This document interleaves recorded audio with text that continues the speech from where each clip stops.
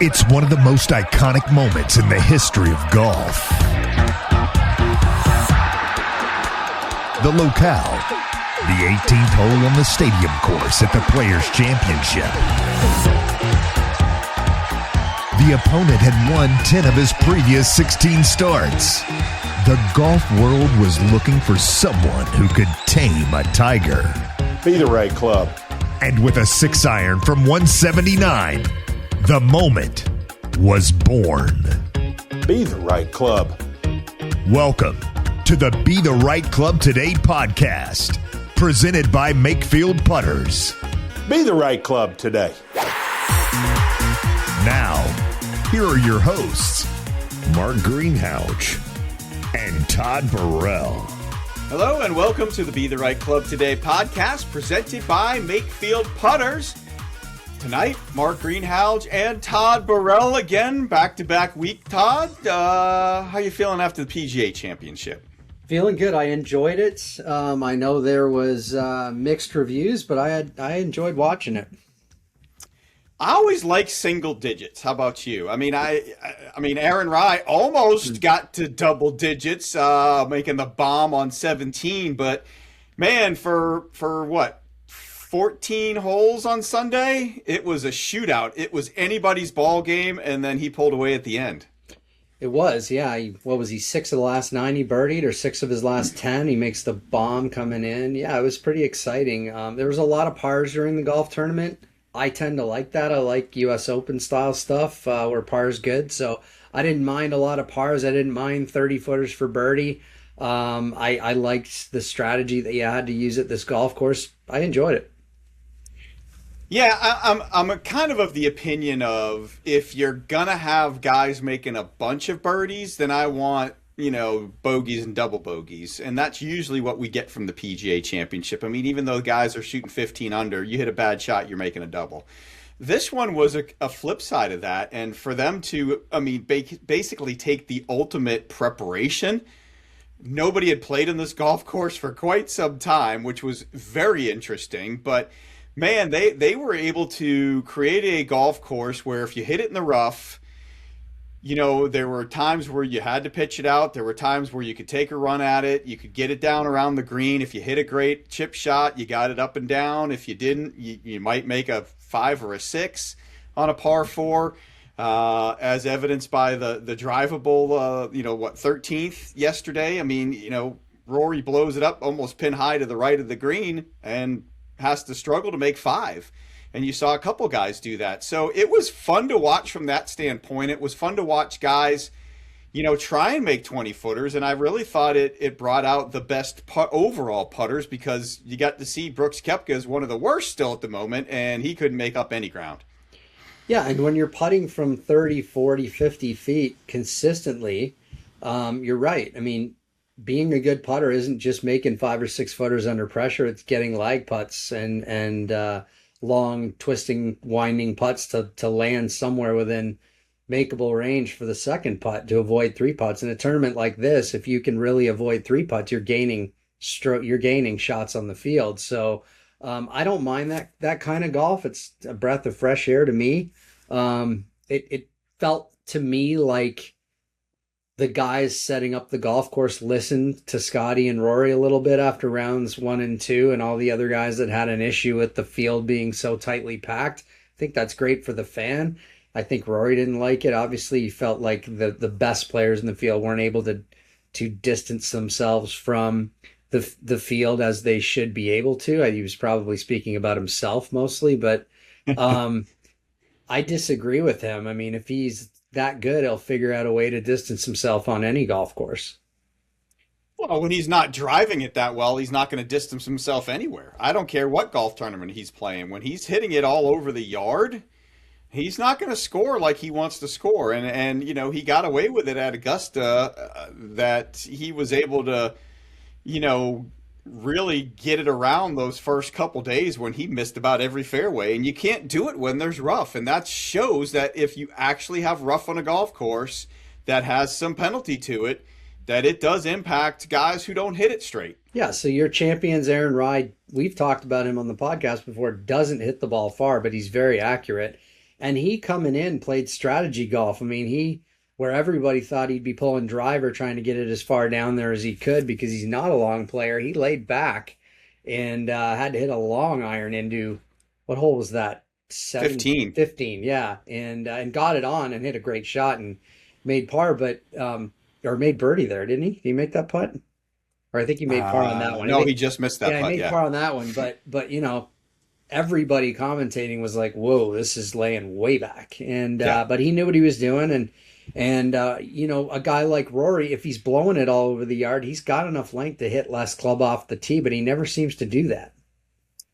No, and I've always blamed Bryson DeChambeau for that as well. But you mentioned Aaron Rai, the PGA champion. Is he maybe an up-and-coming, steady guy that we're going to see either winning tournaments or with the chance to win a lot? Or is he another one of those major one-hit wonders like a Sean McKeel, Tom Hamilton, Ben Curtis style? Which way do you think you're going to go on this one? Well, I don't know that he'll ever win another major. Obviously, that's very difficult to do more than once, let alone once. But I think he'll win more golf tournaments. He's won on the DP World Tour. I think he's in the top 50 in the world now. Obviously, that'll boost that ranking. This is going to get him all kinds of exemptions and give him new opportunities to win big tournaments. I don't think he's done winning golf tournaments by a long shot. Another major, like, is he a Sean McKeel type guy that doesn't win anything else again? I don't think so. I think he's got a pretty good career path and career trajectory going now that tells me he's going to continue to improve. Just seems like one of those guys that just incrementally improves consistently over his career, whereas other guys are real hot early and then kind of taper off at times, or guys catch lightning in a bottle, win a major, like the names you mentioned a few minutes ago. But I feel like he's more in the Adam Scott, Sergio Garcia conversation. Yeah, it's an interesting one. You've got I mentioned McKeel, Hamilton, and Curtis. You've got guys like Adam Scott, Justin Rose, Sergio Garcia, who it took them a while to win one. You would say probably in the second half of their career. You got to say Aaron Rai is probably right about in the middle of his career. He's not young. He's not old. He's kind of like right in the sweet spot. But, he's got a few good wins under his belt. He won the Wyndham Championship on the PGA Tour back in 2024. He won the Scottish Open back in 2020, probably before it became a really huge event. But it was always a lead into the Open Championship, so a lot of guys did go play that thing.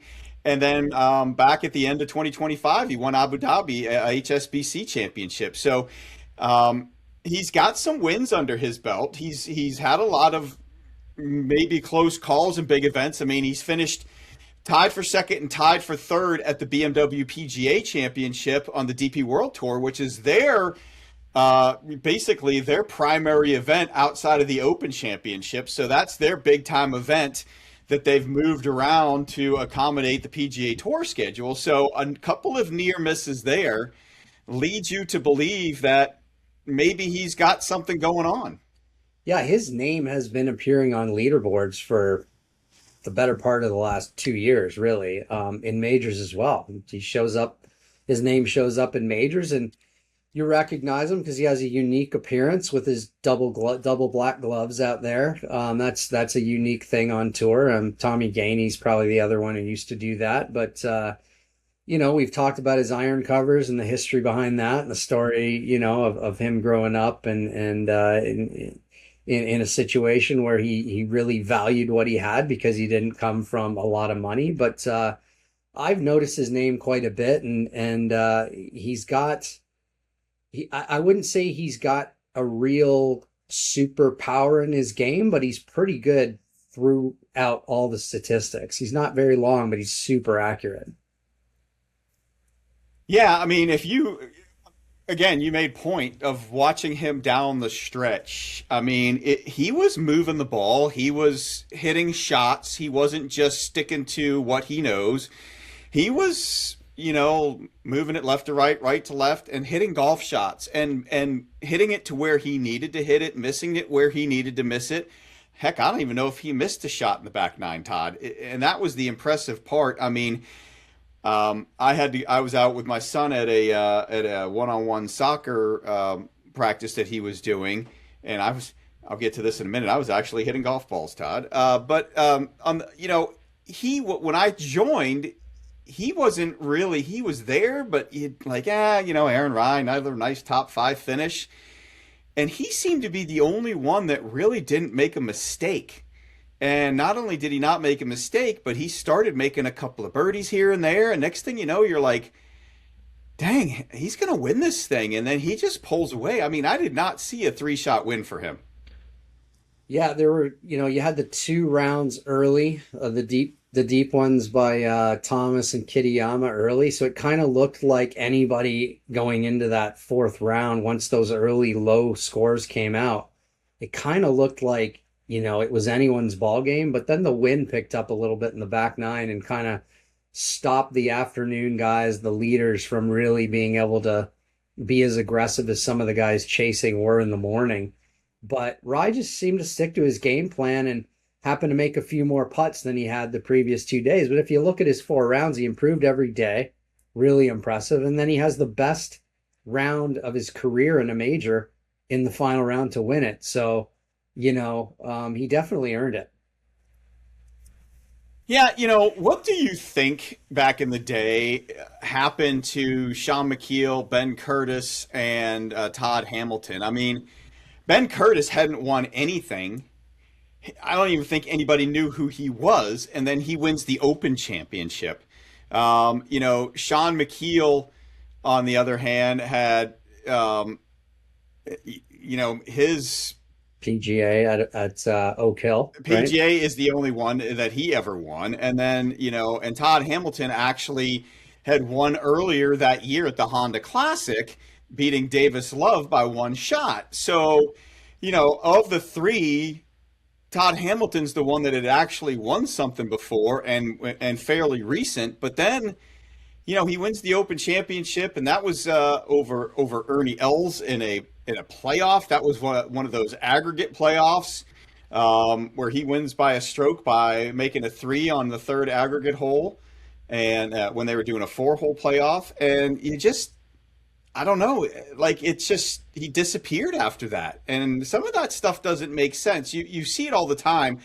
The guys win on a tour, and the next week when they go play, it's there's a lot more distractions and everything. Do you really think that that's the case, that the immense distractions and pressures, that some guys just can't handle that? I think it's a mentality thing. I think I'm also thinking of other names that got close and didn't win those big events because of guys like Tiger Woods. I think of Bob May at the PGA. I think of Rocco Mediate, at the US Open when Tiger won with the banged up knee, and leg. Though Rocco carved out a pretty nice career, but Bob May after that PGA, you never really heard about again either. So, sometimes for certain personalities, it's such a letdown when they get that close and they don't get it done that the mentality isn't, I was that close, I can fine tune a couple things, I can sharpen the knife a little and I'll be there again. Sometimes it's, man, that might have been my only shot, and it's more of a depression thing after they don't get it done.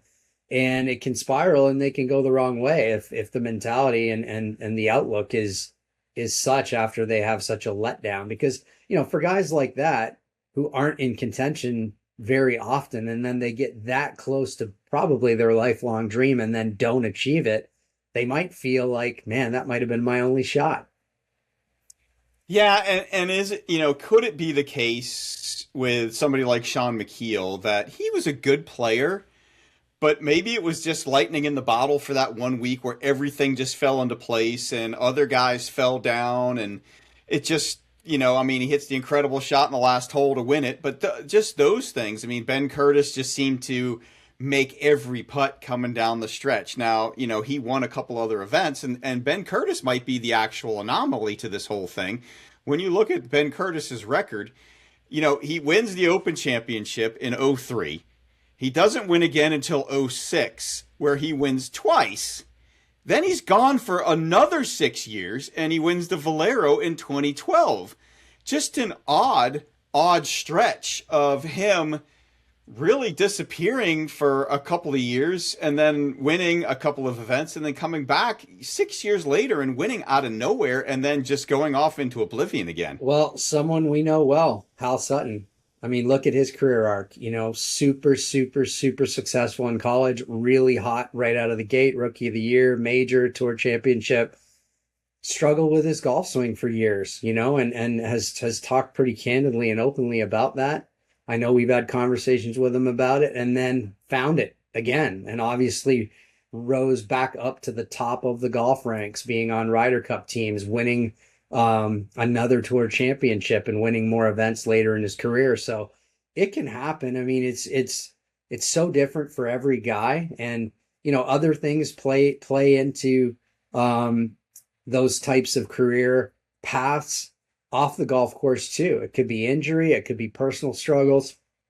A lot of us don't know, with guys that are lesser known, what's actually going on off the golf course because they're not scrutinized like the big dogs. But it's life, everybody has to go through it, and there's ups and downs, and you play through that even if your mind is distracted and elsewhere at times, and it's really difficult to play your best golf, as whether it's at our level or at the highest level, when your mind isn't into it the way you want it to be. Yeah, I mean, you look at other big names. I mean, you mentioned Hal Davis Love III, one major championship. Freddie Couples, one major championship. Those are two guys that seem to be in contention a lot and just never able to seal the deal. I mean, they both really got lucky. Freddie, we know the 12th at Augusta, the ball stayed on the bank, and Davis Love just kind of one of those weeks where everything fell into place and everybody kind of faltered around him. And sometimes that's the break that you need, right? I mean, Sergio was always in contention. I still remember the Adam Scott at the Open Championship having like a 4-shot lead with 5 holes to play and not winning. Yeah.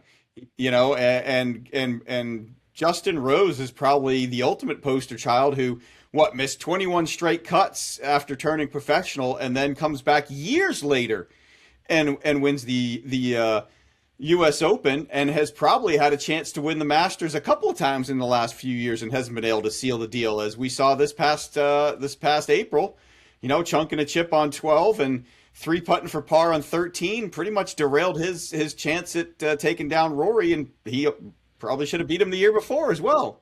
Yeah, there's unique careers, like going back a little ways, Annie North wins 2 U.S. Opens and didn't really do anything else, right? Curtis Strange, back-to-back U.S. Opens, was close in majors at times and had a great career, Ryder Cupper, etc. But the 2 U.S. Opens back-to-back and then nothing else in the majors scene. John Daly, talk about spacing out major wins, bursting onto the scene at Crooked Stick, and then obviously won tour events and was a very polarizing figure and very popular and highly scrutinized as well because he was in the public eye, but then comes back years later and backs it up with an Open Championship at St. Andrews, mind you. So there's all kinds of crazy careers. I feel like Aaron Rai is a consistent, is not going to stop, is going to continue to improve. Like I said, maybe not a major winner again, but I think he's going to be relevant in a lot of big world events from now on, and this will just give him more confidence that he can get the job done. Is he more like a Brian Harmon type to you? Brian Harmon won a couple of events, one in 2014, one in 2017, then wins the Open Championship in a rout. I kind of think of him as like a Zach Johnson. Tenacious, like he's going to be there, he's going to contend. He might not, certain golf courses might not suit him because of his lack of length, but he's got game. He can compete when it really matters. Another guy who was a one and done is Immelman, Trevor Immelman. He won that Masters and he had a good career. He had a good career, but he's commentating now. Injuries, Zach Johnson with 2 major championships. I mean, wins the Masters in 07 and then, in 15 wins the Open Championship. Yeah. Your point with Trevor Immelman is a great one. I mean, Trevor was an interesting one that hadn't won a whole bunch of golf tournaments. He had won one, the Western Open in 06. comes back a couple of years later, wins the Masters, and that's it from him, right? And Yep. I think injuries really destroyed his career. So it's going to be an interesting dynamic. Where are you on Scotty right now? I mean, Rory's got a major. Scotty did not putt well. Yeah, we thought we had hope when we had Scotty, after round 2. Yeah. Right in the mix of things. We're like, okay, traditionally it's been bad starts for Scotty. This wasn't a bad start, but just nothing after that. I think Scotty, even going into round 4, I was like, anybody at 1. 6 was the lead. I think Smalley was at 6, and then it was all the way back to me, 5 shots back in a major is very doable, especially if you have wind. And, I thought Scheffler was going to make a run. It just never materialized. I don't think the putter, I think, he got exposed a little bit, being that there was a lot of long putts, which left him with a lot of those 3, 4, 5 footers. Rory, same thing.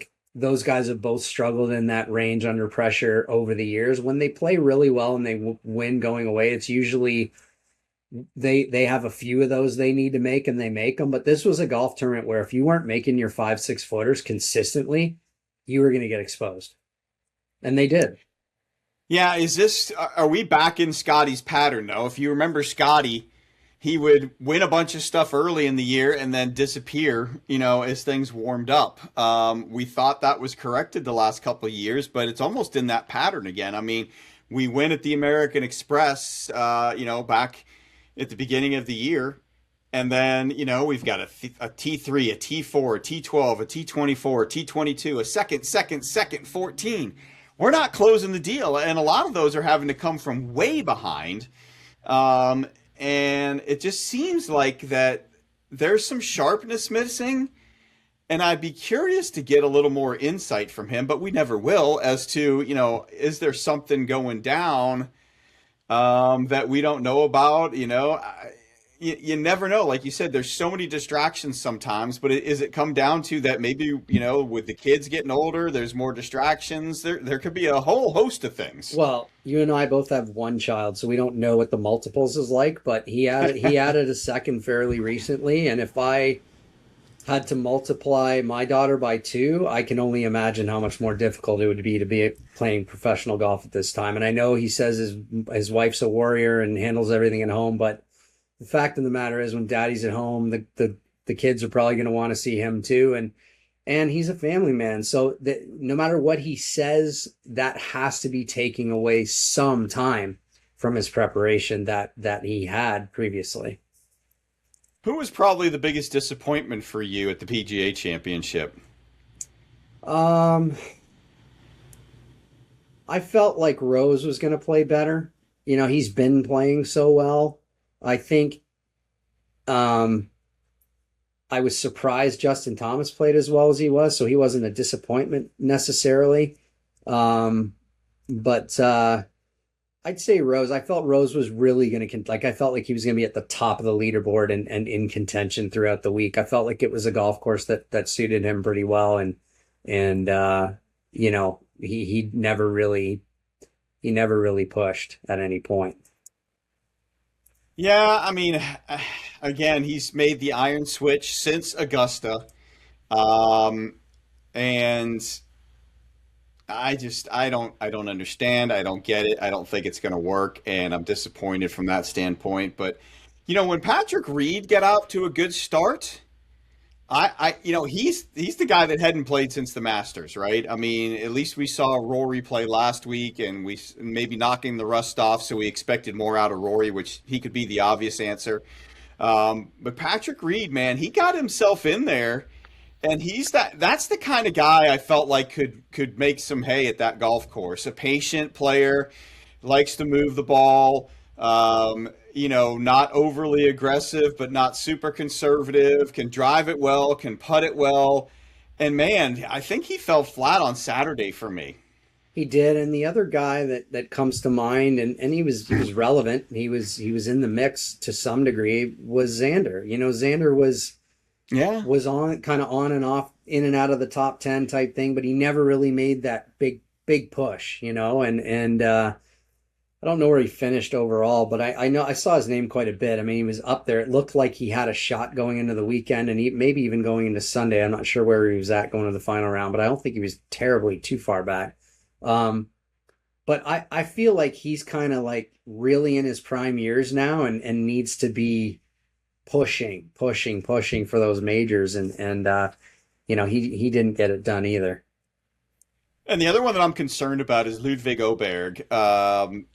Sundays are not good days for him in majors, and it's just, and it doesn't seem like he's doing anything tremendously wrong. It's just not happening for him, if you know what I mean. Yeah, so when we were talking earlier about the one and done guys and the mentality, like to me, Oberg's not one of those guys. To me, Oberg's one of those guys who's so talented and so good and expected to do so much, and I believe he expects himself to do so much, that this is all part of the process for him. I know it's frustrating. I know golf fans, especially fans of his, think he should have a major, maybe two by now, at least some, big tournament titles. He's contending in majors every time they tee it up now. He was relevant at the Players again. Obviously didn't have the final day he wanted in that event either. But I don't know where you stand on him. We talked about him weeks ago on the podcast, and we both felt like he didn't have that, step on throat mentality going into the final rounds weekend of majors, of big events. I think he's learning. I'd like to see him learn a little quicker because he's there all the time. But yeah. I think the mentality is like, this is going to make me better. This is going to make me better. Whereas other guys, they get there, they don't get it done, and their confidence might be, that's as good as it's going to get for me. He's pushing my red line, Todd. My red line of there's going to be too much scar tissue to ever win a big tournament. He's starting to tip that meter a little bit because he has put himself in contention. He has learned, but I don't see the adjustments. I don't see the ability. I almost feel like I need to see him where even if he doesn't win it, like somebody takes it from him and not him kind of backing up, if you know what I mean. Like I need to see him on a Sunday having the pedal down, shooting 3-4 under par and putting himself in the mix, and not being in the mix through 54 holes and then just kind of like in neutral, if that makes sense. Yeah, if you're correct, the parallel would probably be, to date, would be Sergio. That kind of career where like the scar tissue starts building up. He's contending in majors. He's a prodigy. He's supposed to be this dominant force coming up through the ranks. Contends, doesn't win. All his press conferences start being about, is this the week you're going to do it? Or when he's in contention, what are you going to do differently to prepare for this final round? And there's the scar tissue you talked about, answering those questions again and again and again. Everybody's human. Like, you're going to be thinking about those things, and you're going to have to learn to deal with them and not let them affect you negatively. And, to some degree, I agree with you. I mean, if this continues to happen, it's going to start looking like the kind of career Sergio had, where he wins in his early to mid 30s. He gets that one major, and it's more of a relief, not okay, now I can go get more, and if he gets one now, he's still super young. If he gets one now, that kind of like Rory at the Masters, like once he got that Masters, it's like, okay, now it's on, like that monkey's off his back, that pressure, that little bit of tension that he kind of carried, that underlying pressure is gone. He's got that, and it's continuing to build and get heavier. Well, I've got to see it in the next two majors, Todd. I got to get him a lead. Let's put it that way. Let's get him a lead on a Sunday early, and let's see what happens. You may. I mean, he's putting himself there. I want to remind everybody as we take a break that the Be the Right Club Today podcast, presented by Makefield Putters, made in the USA, their radial cusp technology, the Equator Strike, the 3-weight system, all the different styles, including that bad boy, the Blade. Woo. This thing is sweet, people. Do we need to get Brooks one? Maybe. I mean, yeah, you can personalize them. All the good stuff. Go out to makefieldgolf.com or check out Todd down at Carolina Lakes in Indian Land, South Carolina. Get yourself fitted today. Also want to remind everybody about Peak Vision. See like you've never seen before with Peak Vision sunglasses. The difference is immediate. Get ready for the season and use the promo code GS15 at peakvision.com. That's code GS15 at peakvision.com. If you're wearing sunglasses on the golf course or even off the golf course for that matter, man, I'll tell you what, the polarized glasses when you're looking at your cell phone, if you've got like a protective screen on it or something, the polarization, you can't see the dang screen. You can see it with the Peak Vision sunglasses. So not only the best glasses for golf, but the best glasses for seeing your cell phone. I also want to remind everybody that if you go out to the BeTheRightClubToday.com, you can check out all the podcasts. Plus, you can go out to our new store and get your favorite gear with our logo on it. So you got that. You hit at least 18 putts around, more like low 30s. So you better make sure you got the right putter in your hand. And I don't think people have spent enough time trying to make sure they have that. Hi, I'm Hal Sutton. 25 years ago, I had the right club at the right moment, and it made a huge difference. Today, I've teamed up with Makefield Putters. I now use the right putter today. You see, Makefield has unique radial cusp technology. The ball releases faster off the face and keeps the ball rolling more on its axis. The result is a straighter putt, more on target. When you get everything just right, the putter that fits you just right, the one that you believe in, your confidence should be oozing out of you. So I would encourage all consumers, go to the Makefield website and educate yourself and get fitted correctly, get the right putter in your hand, and there's hope for better putting ahead.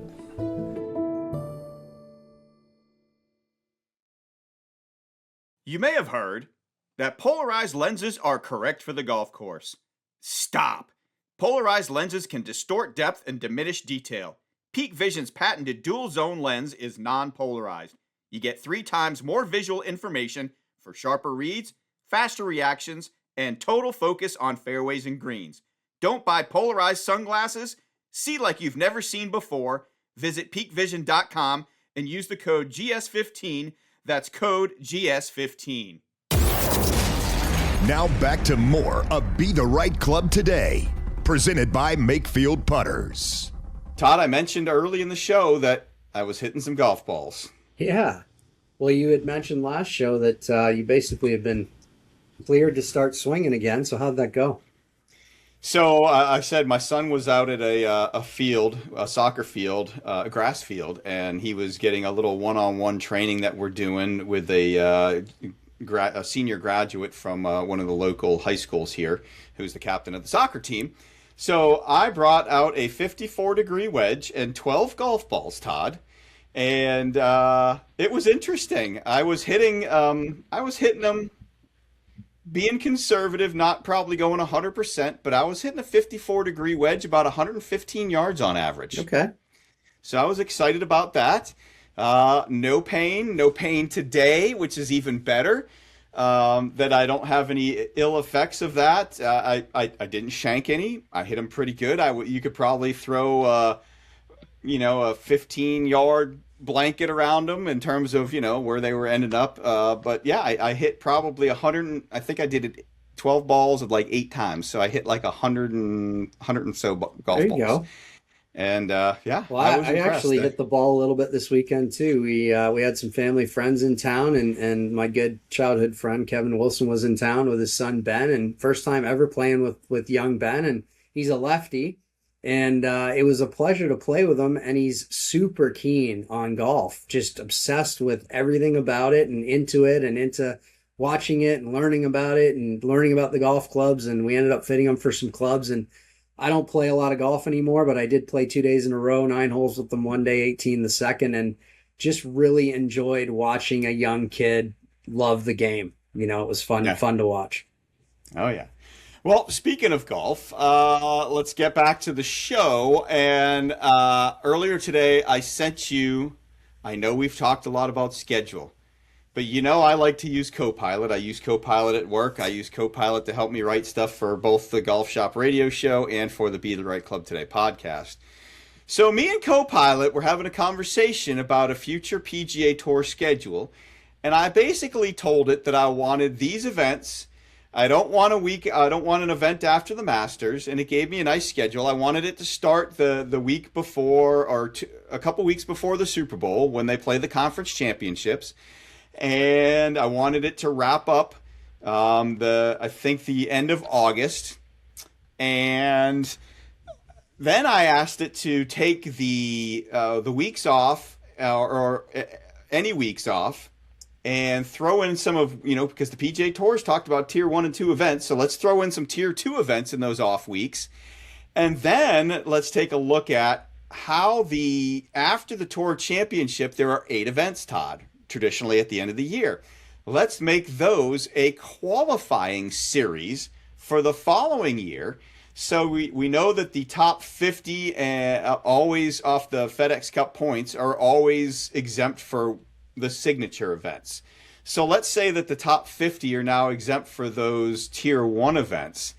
And then you have these 8 weeks, and the next, let's just say, because if we're going to go to 120 player fields, let's just say the next 40 guys on that list from those 8 events get into the tier 1 events. Now I have a field of 90 players, Todd, which means that on those off weeks when we have tier 2 events, guys get to qualify their way into the next one. So I put together a schedule. What'd you think? I don't hate it. It seems like we've talked about schedule a lot this year, and you're not going to please everybody, but this looks reasonable. I still can't wrap my head around the PGA Championship being after the Masters. I just, to me, that needs to be later in the year. But it makes sense with the tier 2s post majors to me. Canadian Open the week before the U.S. That gets a little crazy there if you look at like between. That's my only issue on this entire schedule. Yeah. Let me read it to everybody here. Yep. So I start off the week of January 25th at Torrey Pines with the Farmers. And I think that might be is that the dead week? Because you might have to move things around a little bit. Let's say that Farmers kicks it off. Then you might be able to have a tier 2 event, because then I think the Super Bowl is the week of February 8th. Is that correct? Yeah, or is it on February 7th? It would be, I think it would be the 7th. I think that's well, I forget how I did it, but I think I went Farmers and Waste Management, and then I had a tier 2 event, and then I had Tigers Genesis, then I had a tier 2 event, and then I had the API back to East Coast, then the Players Championship. Then, of course, we know that we want a week off after the Players, so then you have a tier 2 event. Then I moved. Yeah, Super Bowl's going to be the 7th. Yeah. So that makes sense. So the Waste Management finishing up on the 7th works. So far I'm good. I actually took Doral and put it before the Masters. So you have a week off. You have a tier 2 event. Then you have the Cadillac down at Doral, and then you come up to Augusta. And then after Augusta, you have a tier 2 event, and then you have the RBC Heritage. Then you have a tier 2 event. Then you have the Truist here in Charlotte, and then the PGA Championship. Then you have, then I had a couple of open dates in May after the PGA where you have 2 tier 2 events, because you're going to have back-to-back. You're going to have the Memorial, and then you're going to have the Canadian Open, and then the U.S. Open. Yeah. So you kind of have a run of 3. That's a tough stretch. Which is the only, I don't know if everybody will go to the Canadian Open. Well, I know everybody will play it. As a Canadian, I don't like that because they get crushed in the field, but I get it. But that's, the last 5, 6, 7 years, they've gotten strong fields and they've had really compelling events. So that's the only reason that popped off the page to me, is because they might suffer in this schedule format. Because I don't know though. You do the Memorial, then everybody's U.S. Open qualifying the following week. But to be right up in Ohio and then jump right up into Canada, not too far of a hop. Just depends. Kind of what I was thinking. It just depends because they move that championship around the country now. Right. Yeah. So if it's out west, they're going to suffer. Yeah, it might not. And that was my only issue of where to put that. U.S. Open, then a Tier 2 event, then the Travelers. So pushing the Travelers a week and putting an event in between to allow qualifications. Then I was probably going to go with something like, since some guys go over to the Genesis Scottish Open and some don't, there would be a Tier 2 event here in the States, but there's the Genesis Scottish Open the week before the Open. Then I have a Tier 2, and then we have the Wyndham. So no Tier 2 the week of the Open Championship? Remember the old BC Open used to run opposite the Open Championship? You could probably throw something like that in there. So you could have back-to-back Tier 2 events, but then you would also pretty much have 4 in a row if you do something like that. Right, so right. It's a toss-up. Again, there's some massaging to go on. Then you have the Wyndham, and then you have the FedEx St. Jude, the BMW, and the Tour Championship. And then the Fall Series, is the Biltmore, the Bank of Utah, the Bay Current, the Butterfield Bermuda, the Vedanta World Mexico, the Worldwide Technology Championship, the Good Championship, the RSM. Those 8 can now become of a branded qualifying series. So, I basically said, hey, if we have something like that, obviously we've killed the AT&T Pebble Beach. We've killed the American Express. We've killed the Valspar.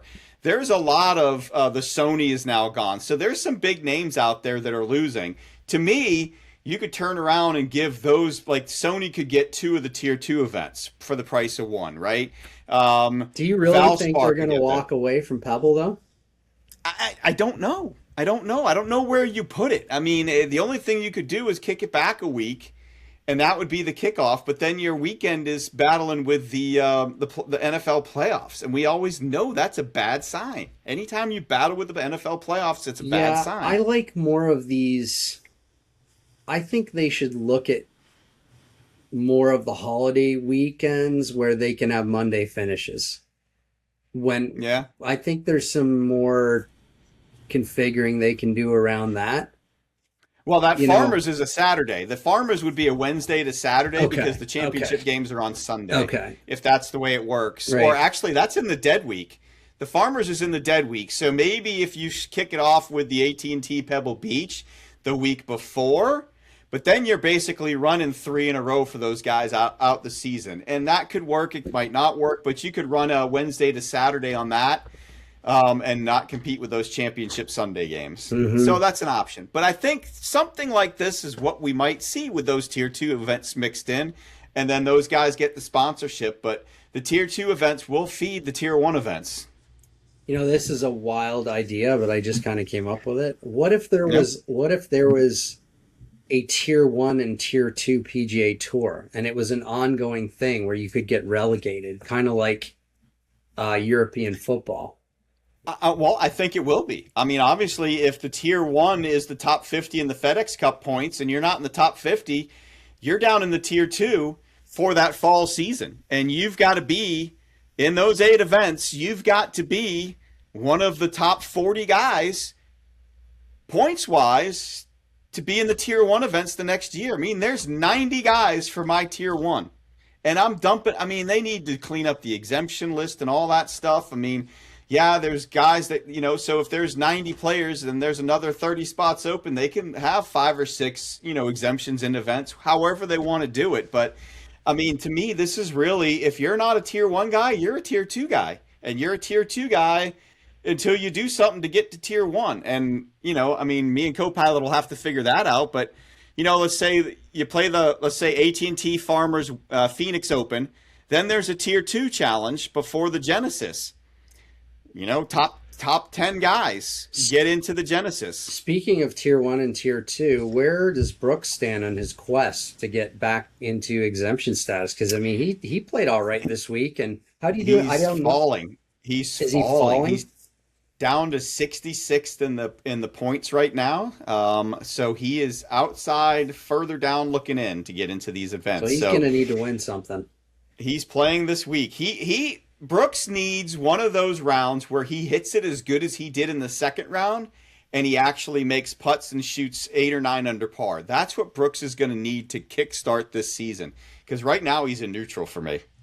Yeah, he knows what he has to do. There's a lot of pressure on him to get it done, and I'm not a huge Brooks guy, but kudos to him. He's playing a lot.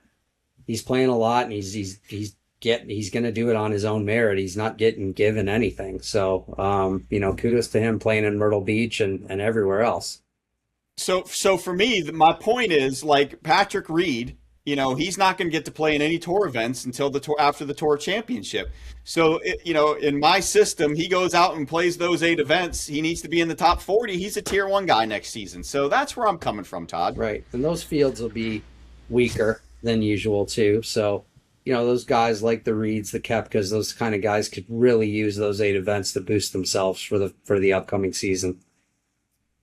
Well, that'll do it for tonight, Todd. Thanks for joining. And I want to remind everybody about Makefield putters, made in the USA. Go out to makefieldgolf.com. Check them out. Yeah, there you go. Check out the blade. Check out the different mallets. We somehow need to get our boys at Makefield to send Brooks Koepka one or get him fit for one, because I'm tired of seeing him miss everything left. And get all your personalizations done. Have at it. If you're in the Charlotte area, go see Todd down at Carolina Lakes. And again, that'll do it for the Be the Right Club Today podcast, presented by Makefield Putters.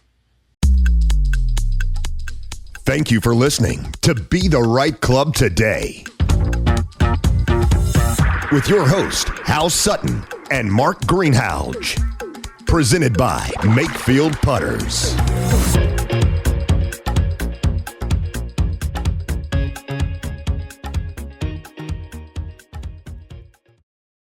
The preceding episode was a production of Moonlight Media Works in association with Walk Marketing.